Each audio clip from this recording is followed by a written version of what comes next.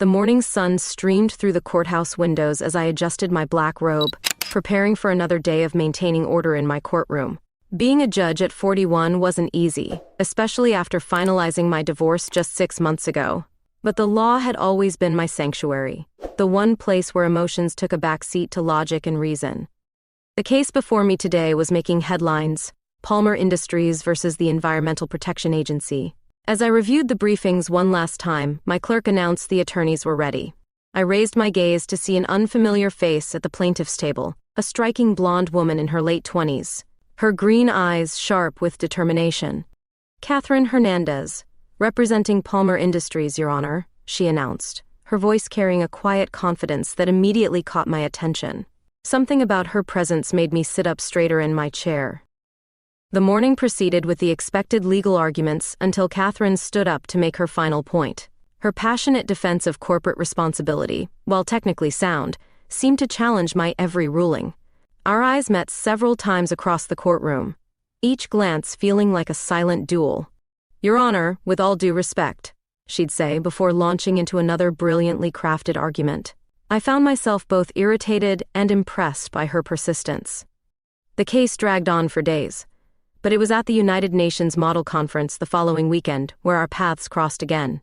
I was there as a judicial observer, and she represented Brazil in a climate change debate. Watching her navigate international policy with the same fierce intelligence she'd shown in my courtroom stirred something in me I hadn't felt in years. During a break, we ended up at the same coffee station.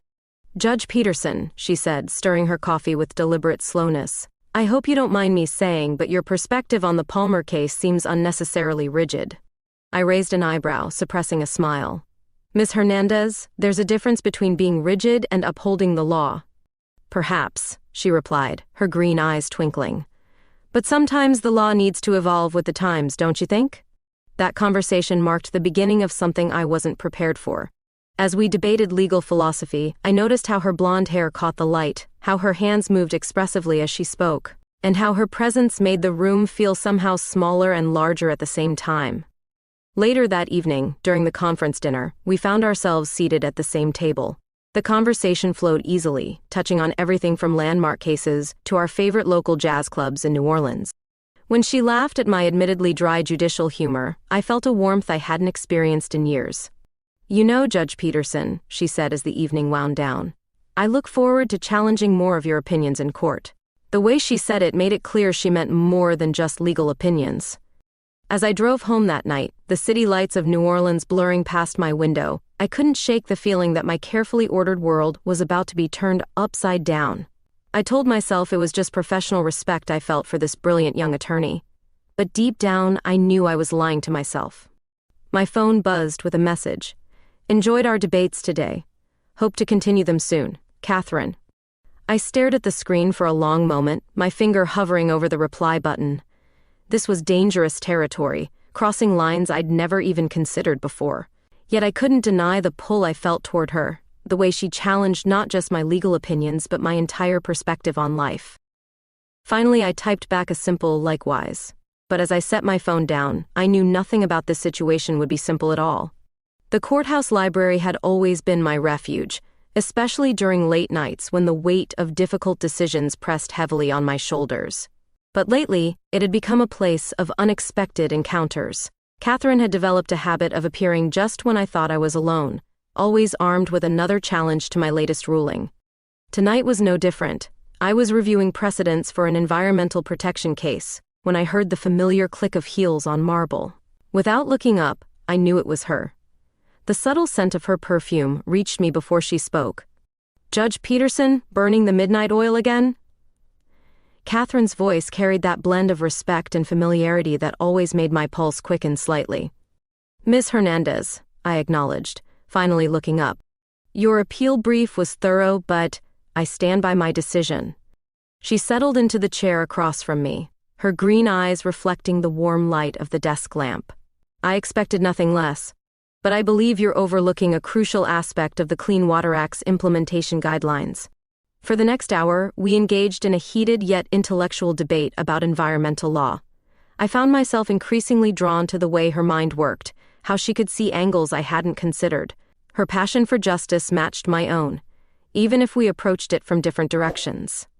You know, she said, leaning forward slightly, most judges wouldn't engage with an attorney like this outside the courtroom. Most attorneys wouldn't dare challenge a judge's ruling at 11 at night in the library, I countered, trying to maintain my professional demeanor despite the growing tension between us. Catherine smiled, a gesture that transformed her entire face. I've never been one to follow conventional wisdom, Your Honor. The way she said, Your Honor, made it sound like something entirely different from its intended meaning. I felt my cheeks warm slightly and stood up, needing to put some distance between us. It's getting late, I said, gathering my papers. We both have early court sessions tomorrow. She rose as well but didn't step back. Madison, she said softly, using my first name for the first time. The sound of it in her voice sent an unexpected shiver down my spine. Before I could respond, she reached out and straightened my collar, her fingers barely brushing my neck. The touch was brief but electric. Your collar was turned up, she explained, but her eyes told a different story. I found myself frozen in place, my heart racing. The professional boundaries I'd maintained so carefully were beginning to blur. Catherine stood close enough that I could see the faint freckles across her nose, a detail I'd never noticed in the courtroom. This is inappropriate, I whispered, but I didn't move away. Is it? She challenged. Two legal professionals discussing case law? You know that's not all this is, I replied, surprising myself with my honesty. Catherine's expression softened. No, it's not. She stepped back slightly, respecting the space I needed. But I'm willing to wait until you're ready to admit that. As she turned to leave, she paused at the door. By the way, I'll be filing a motion for reconsideration tomorrow. I hope you'll review it with an open mind. After she left, I sat back down heavily in my chair, my hands slightly shaking. The library suddenly felt too quiet, too empty. I tried to focus on the legal documents in front of me, but my mind kept drifting to the warmth of her fingers against my neck, the challenging glint in her eyes, the way she refused to be intimidated by my position or age. That night, as I drove home through the quiet streets of New Orleans, I realized I was in dangerous territory. My attraction to Catherine wasn't just physical, it was intellectual, emotional, and utterly terrifying. For the first time in my career, I wondered if I should recuse myself from her cases, but the thought of not seeing her regularly made my chest ache. I pulled into my driveway, sat in my car for a long moment, and finally admitted to myself what I'd been trying to deny for weeks. I was falling for Catherine Hernandez, and there wasn't a legal precedent in the world that could help me handle it. The annual New Orleans Legal Aid Society Gala wasn't where I expected to see Catherine again outside of work. I was making my usual rounds, exchanging pleasantries with colleagues when I spotted her across the ballroom. She wore a deep green evening gown that made her eyes shine even from a distance. My glass of champagne suddenly felt unsteady in my hand. Judge Peterson, she called out, navigating through the crowd with graceful determination. I was hoping to see you here tonight. I nodded professionally, though my heart was doing something entirely unprofessional. Ms. Hernandez, I didn't know you supported legal aid. There's a lot you don't know about me, she replied with that confident smile that always seemed to unsettle my carefully maintained composure. Would you like to change that over coffee sometime? The boldness of her invitation caught me off guard. Before I could formulate a proper response, she added, purely professional, of course. I'd love to discuss your perspective on immigration reform. I found myself agreeing before my judicial prudence could intervene. That's how we ended up at Café du Monde the following afternoon, the sweet scent of beignets mixing with the bitter aroma of chicory coffee. You know, Catherine said, delicately wiping powdered sugar from her lips, I've always admired how you handle complex cases. Your ruling on the Martinez asylum case last year was brilliant. That was a difficult decision, I admitted, surprised by her knowledge of a case she hadn't been involved in. The law isn't always as clear-cut as we'd like it to be. Our conversation flowed easily from legal precedents to personal philosophies. I learned that she'd grown up in a small town in Virginia, the daughter of a high school teacher and a nurse. She'd worked her way through law school, driven by an unwavering belief in justice. What about you? She asked, leaning forward. What made you choose law? I found myself sharing stories I hadn't told anyone in years, about my early days as a public defender, about the cases that still haunted me, about my dreams of making a real difference in people's lives. That coffee led to dinner at Antoine's a week later. The intimate setting of the historic restaurant, with its soft lighting and private corners, made it harder to maintain our professional distance. "You're different here," Catherine observed, swirling her wine. "More relaxed, more real." "The robe does tend to create a certain persona," I acknowledged. "I like both versions," she said softly, her hand briefly touching mine across the table. The contact was electric, sending warmth spreading through my chest. Before I could stop myself, I leaned closer. Catherine met me halfway, her lips finding mine in a kiss that was both gentle and overwhelming. For a moment, everything else faded away, my position, our age difference, the complications this could create. All that existed was the softness of her lips and the racing of my heart. When we pulled apart, reality crashed back in. I started. "Wonderful," she finished for me, her fingers still intertwined with mine. "Complicated," I corrected, though I couldn't bring myself to pull my hand away. "Life usually is," she replied with a slight smile. "But sometimes the most complicated things are worth pursuing." The rest of dinner passed in a haze of meaningful glances and carefully chosen words. We both knew we'd crossed a line that couldn't be uncrossed. The question was what we would do about it. As we stood outside the restaurant later, the humid New Orleans night wrapping around us like a blanket, Catherine turned to me. "I know this isn't simple," she said. "You're a judge, I'm an attorney. There are ethical considerations, professional boundaries. But Madison, what I feel for you isn't just attraction or admiration. It's something more." I looked at her in the soft glow of the street lamps, seeing the sincerity in her eyes. "Catherine," I began, my voice barely above a whisper, "we need to be very careful about this." "I know," she said, stepping closer. "But careful doesn't mean we have to deny what's happening between us." As I drove home that night, my lips still tingling from our goodbye kiss, I realized she was right.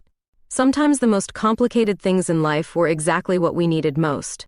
Maintaining professional boundaries had always been second nature to me, like breathing or following proper court procedure.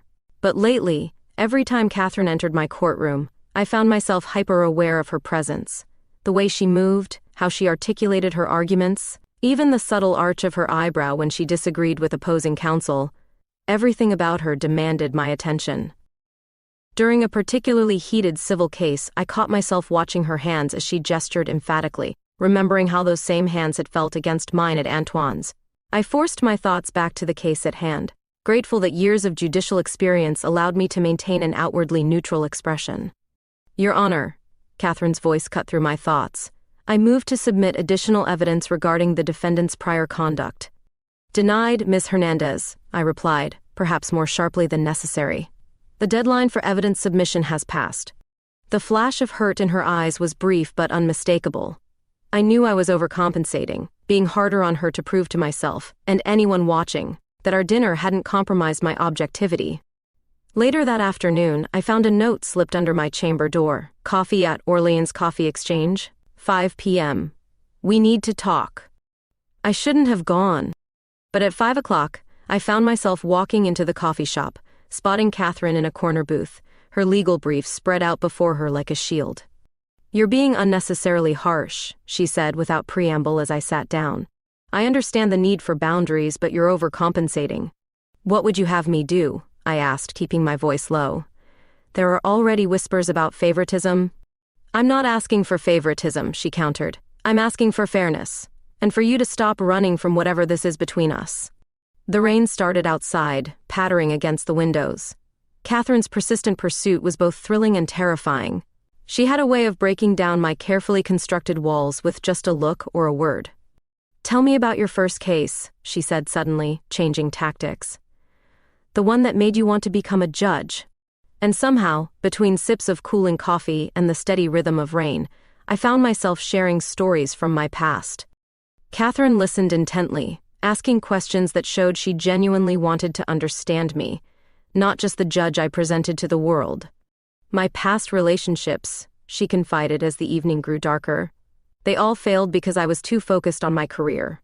But with you, I feel like I don't have to choose. You understand the passion for justice because you feel it too." The vulnerability in her voice made my heart ache. I reached across the table, briefly touching her hand before withdrawing.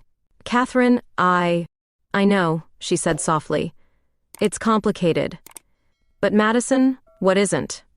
The way she said my name made me shiver. We sat there in comfortable silence, watching the rain create patterns on the window, both understanding that we were at a crossroads. As we prepared to leave, Catherine stopped me. I have one question, she said. When you look at me in court, do you see the attorney presenting cases, or do you see me?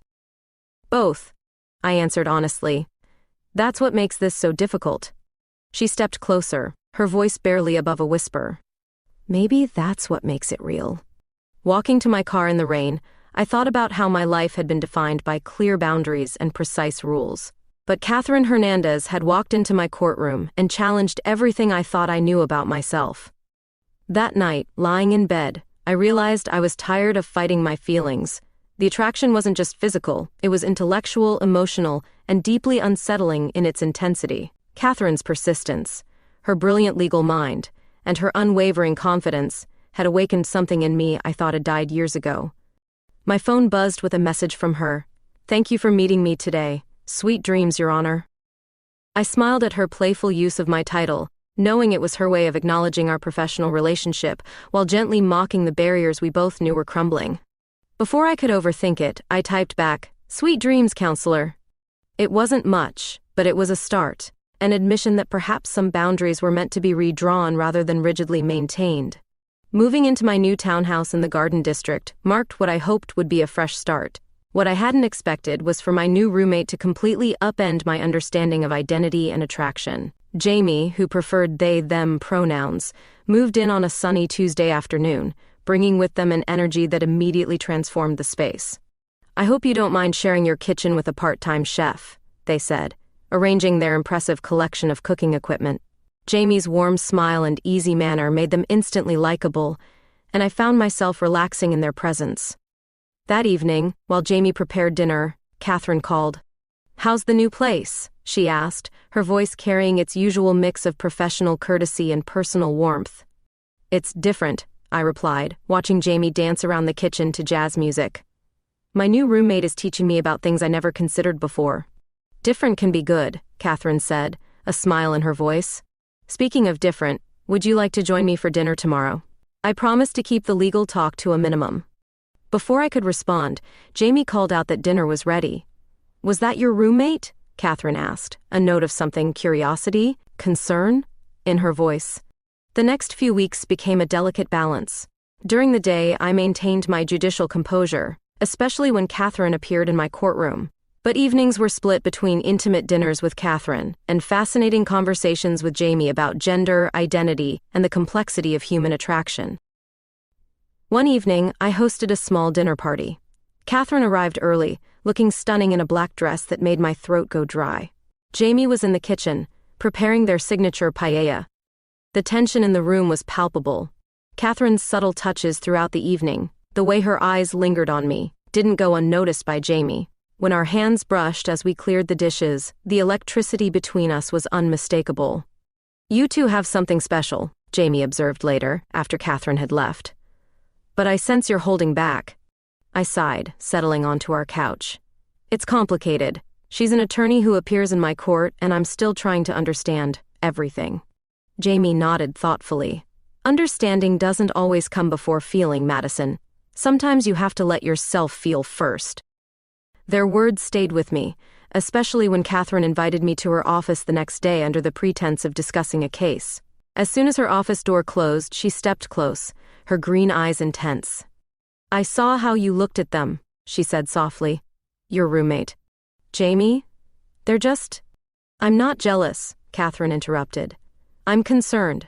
You're exploring something, questioning things about yourself, and I need to know if I'm part of that exploration or if I'm something else entirely. The vulnerability in her voice made my heart ache. Without thinking, I reached for her hand. You're not an exploration, Catherine. You're the catalyst that made me realize I've been living half a life. She stepped closer, her perfume making my head swim. And Jamie? They're helping me understand parts of myself I never examined before, but they're not you. Catherine's relief was visible. She leaned in, her lips brushing mine softly. Good, she whispered against my mouth.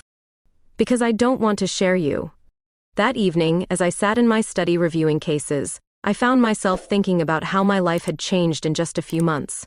Catherine had awakened feelings I'd suppressed for years, while Jamie had helped me understand that attraction and identity weren't as simple as I'd once believed. My phone buzzed with a text from Catherine, thinking about that kiss in my office. Dinner tomorrow? I smiled, typing back an affirmative response. As I set my phone down, Jamie passed by my study door. You're glowing, they observed with a knowing smile. I touched my lips, still feeling Catherine's kiss. I'm learning, I replied. That's all any of us can do, Jamie said, their wisdom belying their years. That night, I lay awake thinking about how sometimes the most profound changes in life come not from earth-shattering events, but from quiet moments of revelation, from people who enter our lives and challenge everything we thought we knew about ourselves. The mentoring program for young lawyers had always been one of my favorite judicial duties, but lately, it had taken on new meaning. As I sat across from Sarah, a promising first-year associate, discussing her career aspirations, I found myself thinking about my own journey of self-discovery. Judge Peterson, Sarah asked, how did you know being a judge was your calling? The question made me pause. Lately, I'd been questioning everything I thought I knew about myself. Sometimes, I replied carefully, what we think we know about ourselves evolves. The key is being honest with that evolution. Later that afternoon, Catherine stopped by my chambers, officially to discuss a pending case. But as soon as the door closed, her professional demeanor softened. You seem distracted today, she observed, perching on the edge of my desk. I've been thinking about identity, I admitted. About how we present ourselves to the world versus who we really are. Catherine's hand found mine, her touch grounding me. And who are you, Madison Peterson? The question hung in the air between us. Who was I? A judge, certainly. A mother, yes. But also a woman discovering parts of herself she'd never acknowledged before. I'm someone who's tired of pretending, I finally said. That weekend, Catherine suggested we escape the city. We drove to a small bed and breakfast on the Gulf Coast, where nobody knew us as judge and attorney. In the privacy of our room, overlooking the water, we could finally be ourselves. The sound of waves provided a backdrop as Catherine traced patterns on my arm. Tell me what you're thinking, she whispered. I'm thinking about how much time I wasted being afraid, I replied. About how it took someone like you to make me see myself clearly.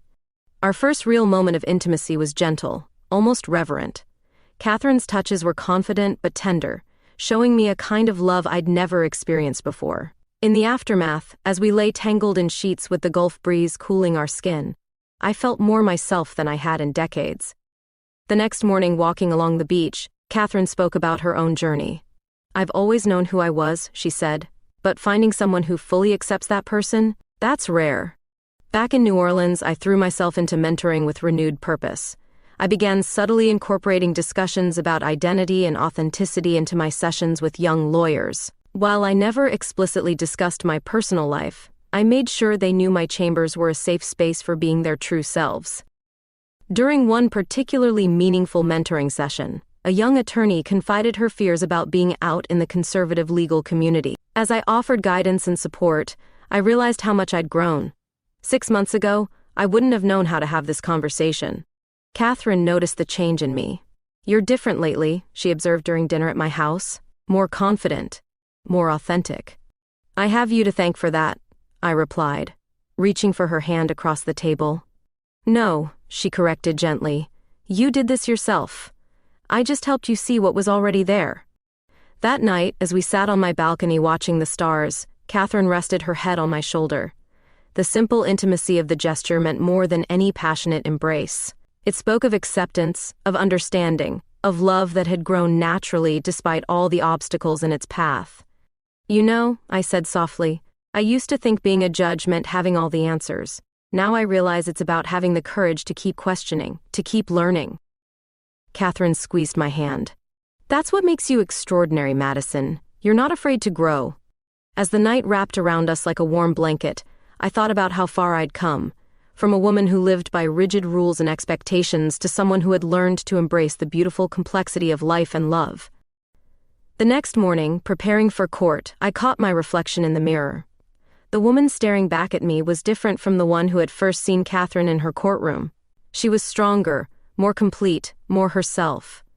Catherine was right, I had done this myself.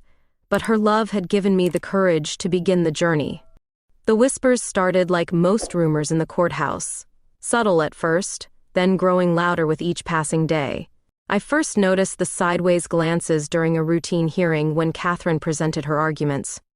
The way other attorneys stopped talking when we passed in the hallway. The knowing looks from court staff. Judge Peterson, my clerk Thomas, approached me one morning, looking uncomfortable. There's been some discussion. The Judicial Review Board has received anonymous concerns about your relationship with Ms. Hernandez. My heart raced, but years of judicial composure kept my expression neutral. Thank you for informing me, Thomas. That evening, I called Catherine to my chambers. She entered with her usual confidence, but I could see the worry in her eyes. The review board knows, I said simply. Let them know, she replied, her voice steady. We haven't done anything wrong. But we both knew it wasn't that simple. The legal community in New Orleans was conservative, bound by tradition and unwritten rules. A female judge in a relationship with a female attorney who appeared in her court. It challenged too many norms at once. The following week, I received a formal notice from the review board requesting my presence at a hearing. The charges were vague, concerns about judicial propriety and potential conflicts of interest, but the implications were clear. Catherine was furious when I showed her the notice. This is discrimination, plain and simple, she said, pacing my living room. They wouldn't dare question a male judge dating a female attorney. Perhaps not, I agreed. But that doesn't change our reality. The pressure mounted as the hearing approached. Colleagues who once sought my counsel now avoided eye contact. Cases were quietly reassigned to other judges. The isolation was subtle but unmistakable. Catherine, however, refused to stay quiet. She began openly challenging the system, speaking at bar association meetings about discrimination in the judiciary. Her boldness both terrified and inspired me. You could lose your career over this, I warned her one evening. Some things are worth fighting for, she replied, taking my hand. You taught me that. The morning of the review board hearing, I arrived early, my heart pounding beneath my carefully pressed suit. The board members, 5 judges with decades of experience between them, sat behind a long table, their faces impassive. Judge Peterson, the chair began, we have concerns about your ability to maintain impartiality given your personal relationship with an attorney who regularly appears before you. I took a deep breath, remembering Catherine's words about things worth fighting for. With all due respect, I replied, my personal life has never affected my judicial decisions. My record speaks for itself. The questioning lasted hours. They scrutinized every case where Catherine had appeared before me, looking for signs of favoritism. They found none. If anything, the record showed I had been harder on her than other attorneys. Just as the hearing was concluding, Catherine burst into the room. I request permission to address the board, she announced, her voice ringing with authority. The board members exchanged glances, but curiosity won out. They nodded their assent. What followed was the most brilliant legal argument I'd ever heard her make. She cited precedents, statistics, and constitutional principles, systematically dismantling their objections while highlighting the discriminatory nature of their inquiry. If you pursue this, she concluded, I will file a federal civil rights lawsuit that will make headlines across the country. Is that really the attention you want? The silence that followed was deafening. Finally, the board chair cleared his throat. We will take this matter under advisement. Later that evening, as Catherine and I sat in my kitchen processing the day's events, my phone buzzed with an email. The board had dismissed the inquiry, citing insufficient evidence of impropriety. You risked everything today, I said softly, looking at Catherine with wonder. She smiled, taking my hand. No, I protected everything that matters. They needed to understand that love isn't a conflict of interest, it's a fundamental right. The victory felt bittersweet. We had won this battle, but we both knew the war for acceptance was far from over. Yet somehow, facing it together made it feel less daunting. Whatever comes next, Catherine said, we face it together. I squeezed her hand, finally understanding that true justice sometimes requires us to fight not just for others, but for ourselves as well. My daughter Claire's voice crackled through the phone, tight with tension. Mom, we need to talk about what's been going around the legal community, about you and her. I'd been dreading this conversation. At 28, Claire was exactly Catherine's age, a fact that hadn't escaped anyone's notice. Yes, we do, I replied, keeping my voice steady. Would you like to come over for dinner? That evening, as Claire sat across from me at my dining room table, I saw both the little girl I'd raised and the strong woman she'd become. Is it true? She asked directly. Yes, I answered simply. Catherine and I are together. Claire pushed her food around her plate. You've never, all those years with D-Dad. I loved your father, I said softly. But sometimes we discover new truths about ourselves later in life. She's my age, Mom. I know. The silence stretched between us until Claire finally looked up, her eyes glistening. Are you happy? The question caught me off guard. Yes, I whispered. Happier than I've been in a very long time. My son Michael's reaction came via email, clinical and distant. While I respect your personal choices, I need time to process this. It hurt, but it wasn't unexpected. Meanwhile, Catherine was fighting her own battles. Her parents, conservative Catholics from Virginia, had stopped speaking to her entirely. I found her one evening in my study, staring at an old family photo. They say I'm going through a phase, she said, her voice bitter. That I'm trying to advance my career by seducing a judge, as if I haven't worked for everything I've achieved. I wrapped my arms around her from behind, breathing in her familiar scent. They're wrong. I know, she replied, leaning back against me. But it still hurts. The tension finally broke during a heated argument about whether to attend her cousin's wedding. Catherine had received an invitation addressed only to her, with a note suggesting she not bring a +1. I won't go, she declared, pacing my living room. I won't pretend to be someone I'm not just to make them comfortable. Catherine, I began, trying to be reasonable. No, she snapped. I'm tired of hiding, tired of making excuses. I love you, Madison. Why should I be ashamed of that? The raw emotion in her voice struck something deep within me. In 3 strides, I crossed the room and pulled her into my arms. Our kiss was fierce, passionate, a declaration of everything we felt but sometimes struggled to express. Later that night, tangled in sheets and each other, Catherine traced patterns on my skin. I'm sorry I lost my temper, she murmured. Don't be, I replied. You were right. We've spent too long worrying about what others think. The next morning, I called Claire. Would you like to have dinner with both of us? I asked. I'd like you to know Catherine as more than just a rumor. There was a long pause before she answered. Okay, Mom, but I can't promise. I know, sweetheart. Just come with an open heart. That dinner became a turning point. Catherine charmed Claire with stories about her early days in court, making her laugh with tales of nervous rookie mistakes. By dessert, they were comparing notes about growing up with overachieving parents. As I watched them interact, I felt something settle in my chest. This was possible. Different from what I'd imagined for my life, yes, but real and valuable and worth fighting for. Later that week, I received another email from Michael. Can we have coffee? I'd like to understand better. It wasn't acceptance yet, but it was a start. Catherine squeezed my hand as I showed her the message. One step at a time, she said softly. One step at a time, I agreed, pulling her close. That night, as we lay in bed, Catherine whispered, Thank you for being brave enough to love me. I turned to face her in the darkness. Thank you for being worth the courage. Learning to balance our professional and personal lives proved to be an intricate dance.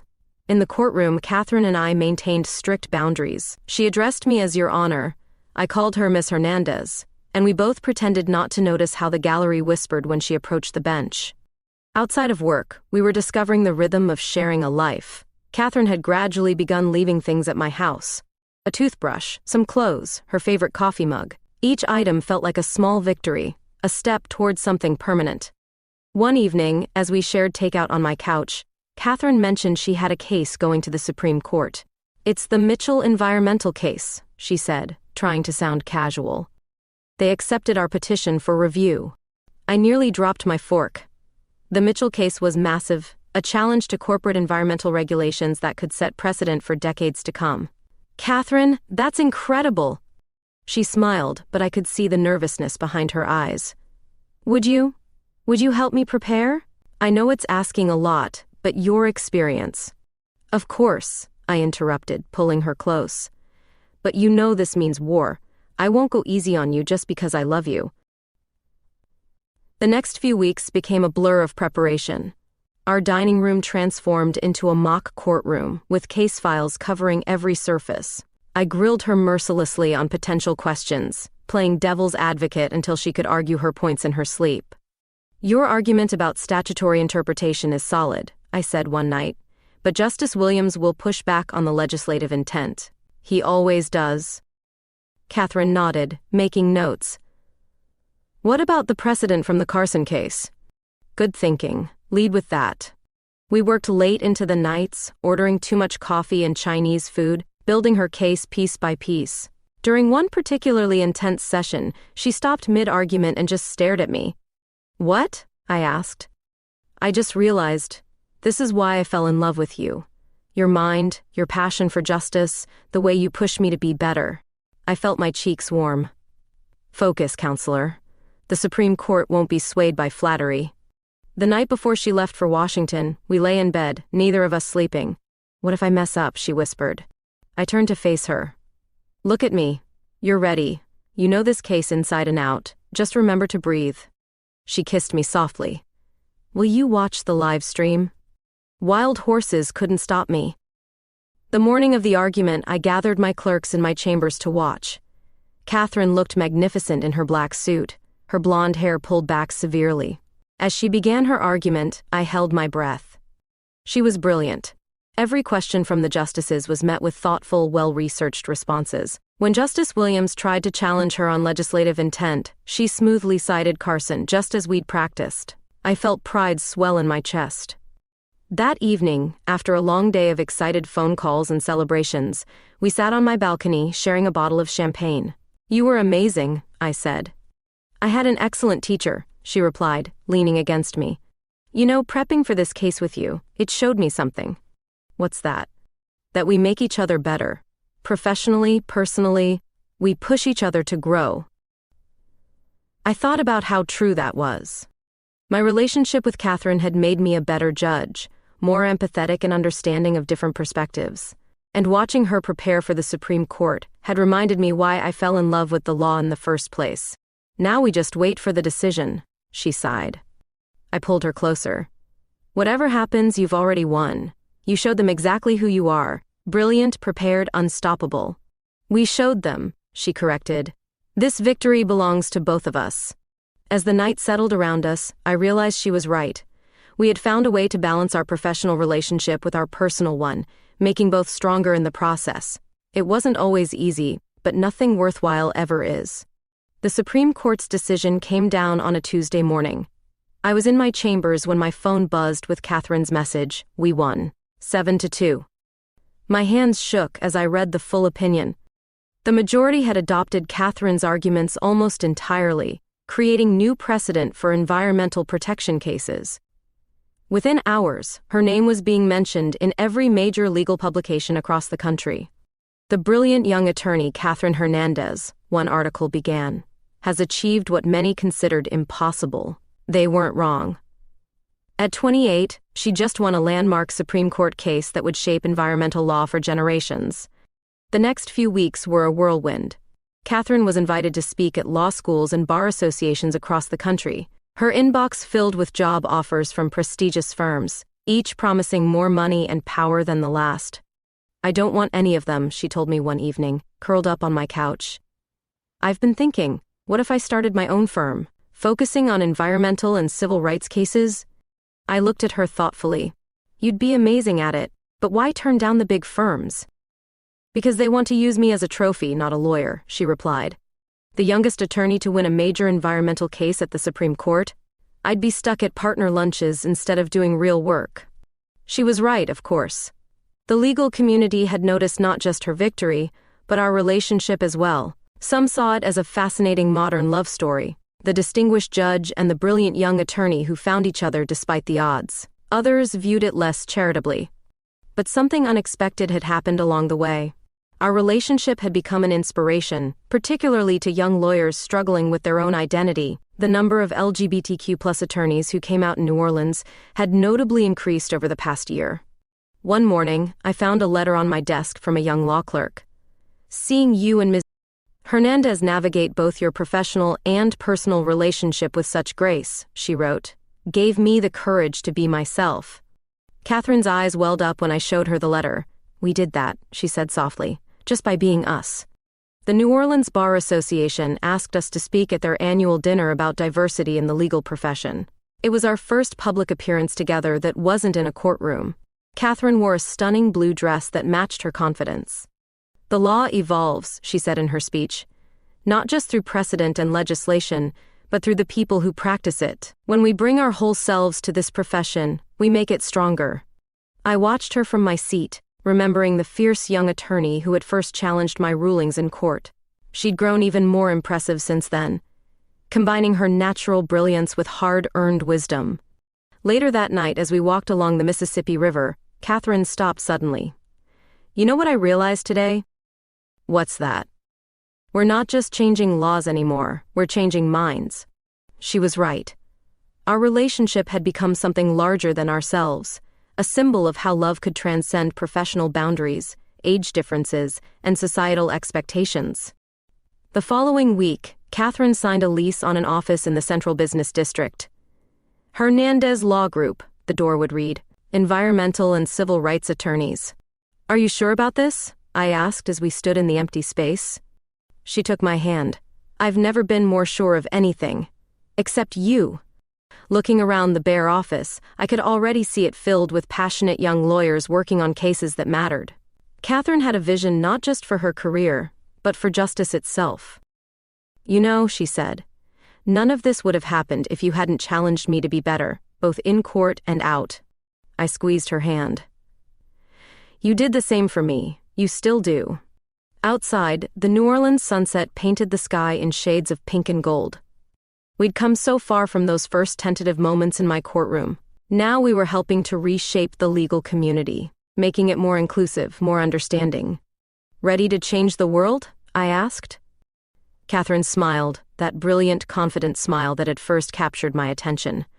With you? Always. The letter from the Federal Judicial Nomination Committee arrived on a bright spring morning. My hands trembled as I read it. They were considering me for a position on the Fifth Circuit Court of Appeals. It was the kind of opportunity I'd dreamed about throughout my career, but now it came with complications I'd never imagined. Catherine was in her office when I called. Can you come over tonight? I have news. She arrived carrying champagne. I already know, she said, grinning. The legal community has been buzzing about it all day. They're saying you're the front runner. I couldn't help but smile at her enthusiasm. It would mean moving to a federal court. It would mean making history, she corrected. The first openly LGBTQ judge on the Fifth Circuit? You'd be breaking barriers. She was right, of course. But there was more news to share. What about you? I asked. Tell me about your meeting with the Civil Rights Coalition. Catherine's eyes lit up. They want to fund a new division of my firm, focused specifically on environmental justice in low-income communities. We'd be working with communities all along the Gulf Coast.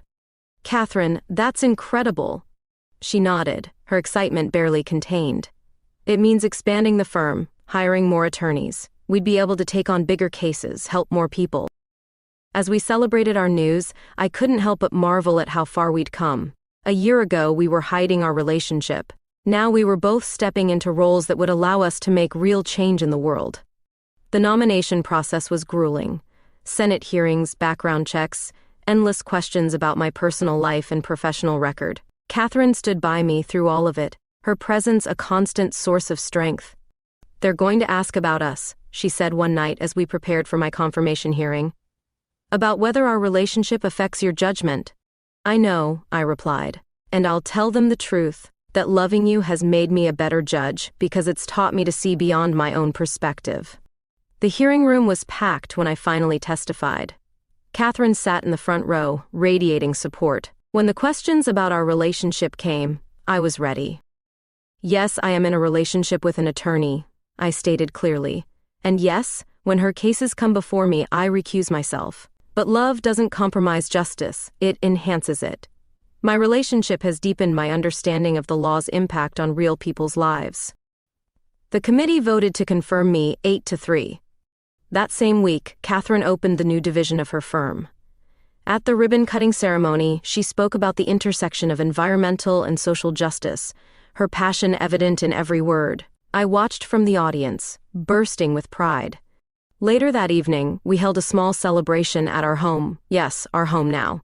Catherine had finally moved in completely, her law books mingling with mine on the shelves, her coffee mug permanently claiming space next to mine. Friends and family gathered in our backyard, fairy lights twinkling in the warm New Orleans night. Claire was there with her fiancé, and Michael had flown in from Chicago. Even Catherine's parents had sent a congratulatory card, a small step, but a meaningful one. As the party wound down, Catherine and I slipped away to our favorite spot on the balcony. The Mississippi River flowed below, constant and changing, like our love.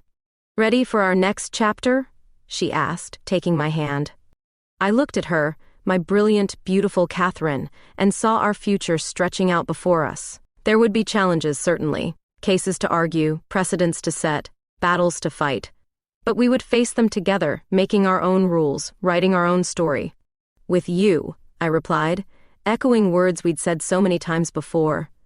"Always?" She leaned in to kiss me, and in that moment, everything felt perfect. We had found each other, found ourselves, and in doing so had helped others find their way too. The night wrapped around us like a blanket as we held each other, two women who had dared to love against the odds, who had turned that love into a force for change. This was our victory, our happiness, our truth. And it was just the beginning.